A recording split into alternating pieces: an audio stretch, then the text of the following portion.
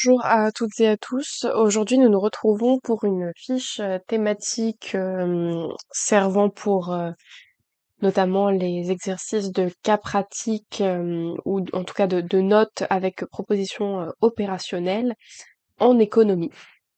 Donc pour cette première fiche, nous allons évoquer ensemble les choix de consommation et d'épargne en France.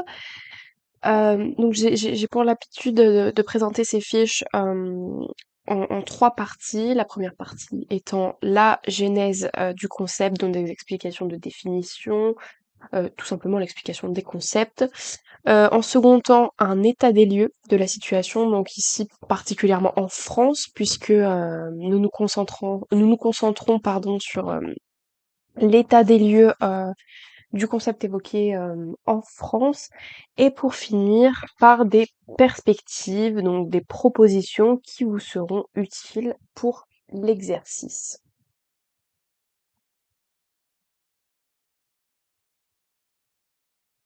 Donc dans un premier temps, la genèse. Alors, on va déjà commencer par une petite définition de la consommation.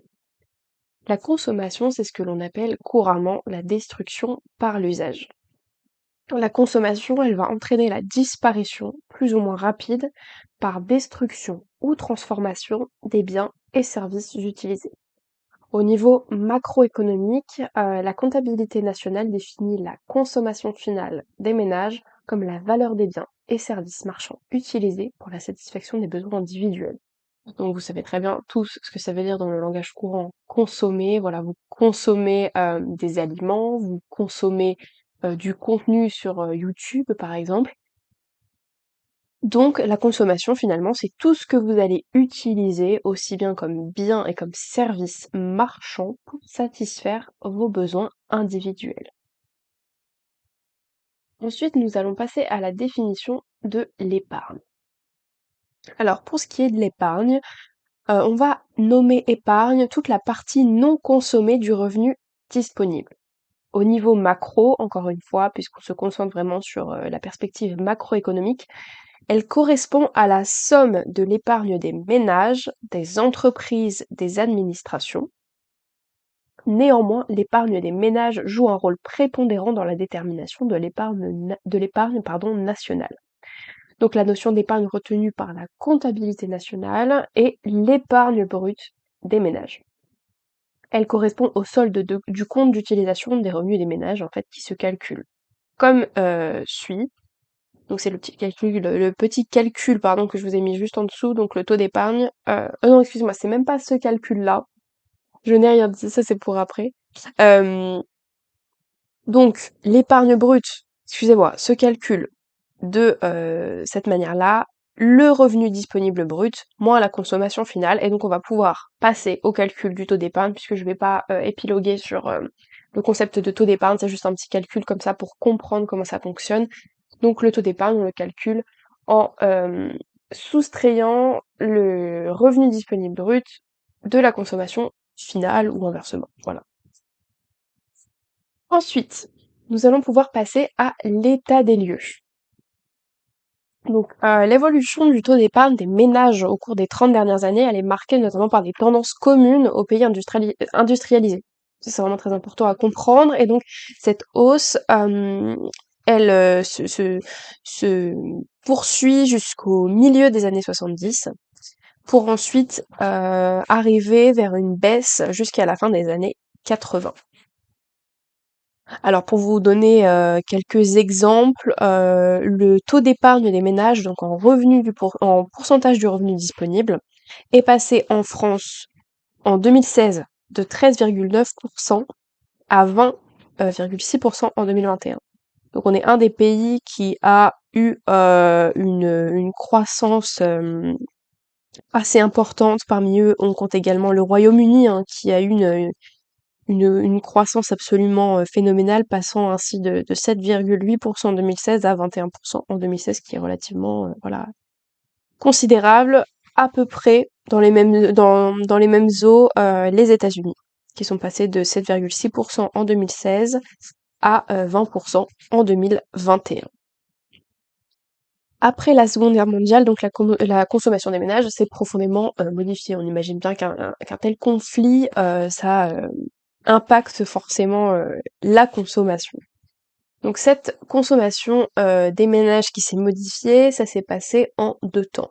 Donc déjà dans un premier temps, de l'après-guerre à 1973, c'est ce qu'on va appeler l'époque des 30 glorieuses. Et donc ces 30 glorieuses, ça va vraiment marquer l'affirmation d'une société de consommation de masse. En France, la consommation en volume à cette période a augmenté en moyenne de 4,5% par an entre 49 et 59 et de 5,5% par an de 59 à 75. Ensuite, deuxième temps, depuis 1973, donc à peu près jusqu'à ensuite aujourd'hui, l'accroissement se fait plus lent. Le taux de croissance annuel moyen de la consommation privée passe ainsi, qui était de 3,4% sur la période 73-79, ralenti à 1,8% entre les années 80 et 84 avant de remonter temporairement à 2,9% sur la période 85-91.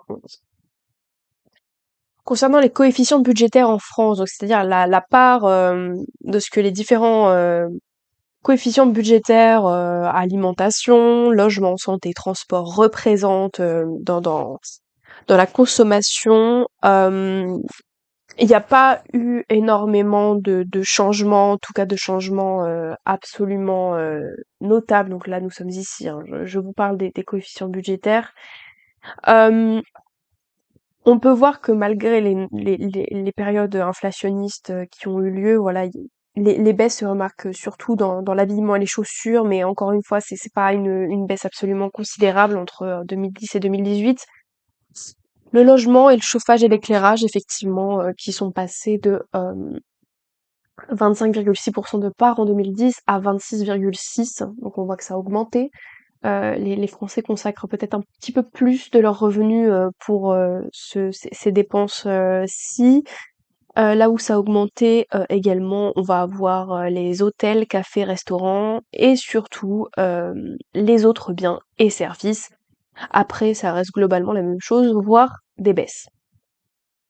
Donc la dynamique ainsi que les changements dans la structure de la consommation peuvent être appréhendés par catégorie de biens classés selon leur durabilité aussi.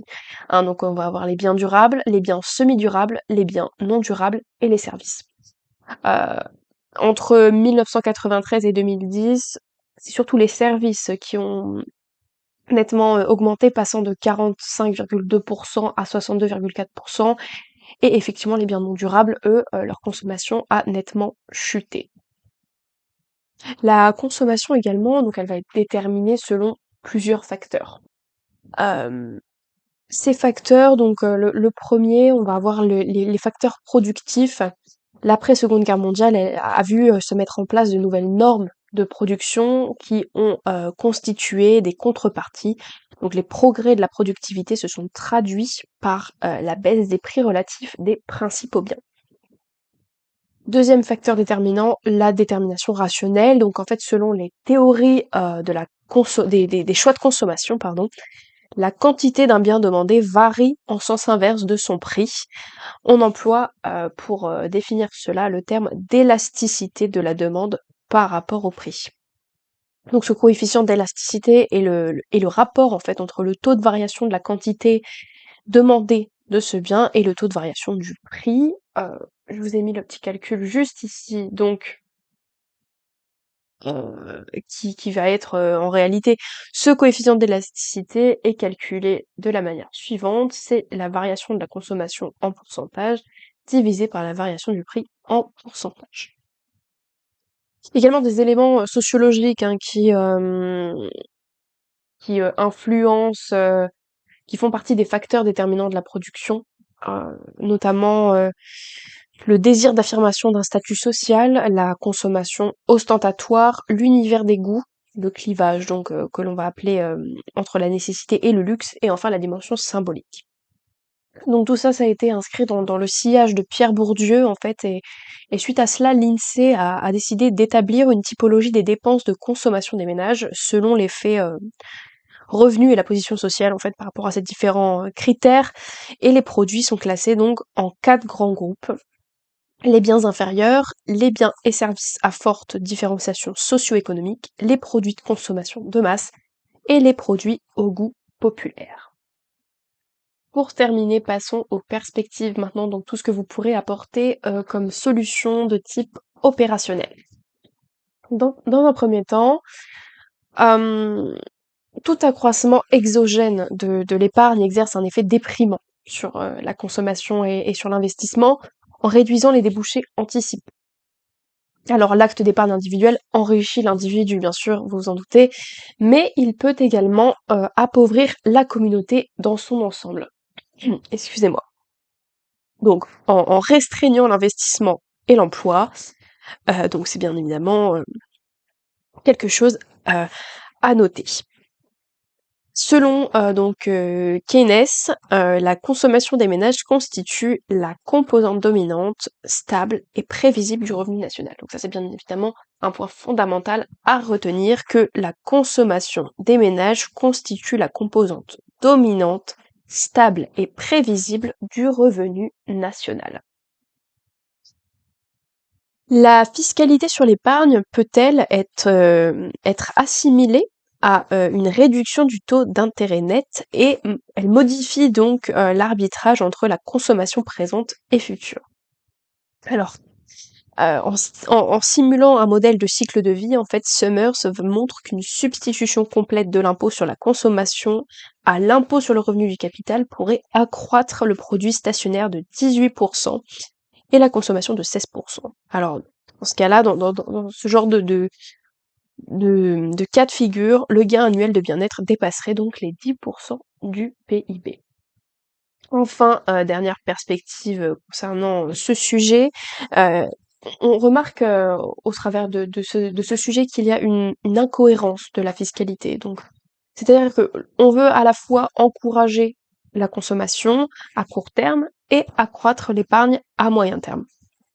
Alors dans ce cadre, taxer les épargnes pour relancer la consommation est une hypothèse infondée.